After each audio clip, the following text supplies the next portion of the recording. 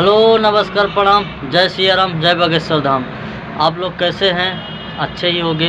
तो मैं आज इसलिए आपको बता रहा हूँ कि हमारे जो स्टूडियो में यहाँ क्लासेस चालू हो चुका है कि संगीत का जिस भाई बहन को अगर सीखना है यहाँ पे, तो हमारे स्टूडियो पे से गाना सीख सकते हैं।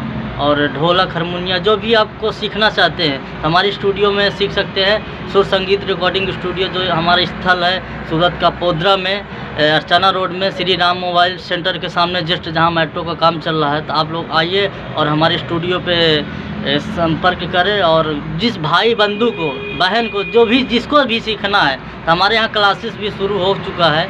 तो आप लोग जो ज़्यादा से ज़्यादा जुड़िए। और मैं यही कहना चाहता हूँ, चलिए मैं आपको आगे दिखाता हूँ कैसे हमारे गुरुजी सिखाते हैं क्लास में। तो चलिए दिखाता हूँ आगे कैसे सिखाते हैं जो हमारे गुरुजी हैं, क्लास लेते हैं, जो संगीत का क्लास लेते हैं, सिखाते हैं, एक एक बीट बताते भी हैं। तो चलिए मैं दिखाता हूँ आपको कैसे सिखाते हैं।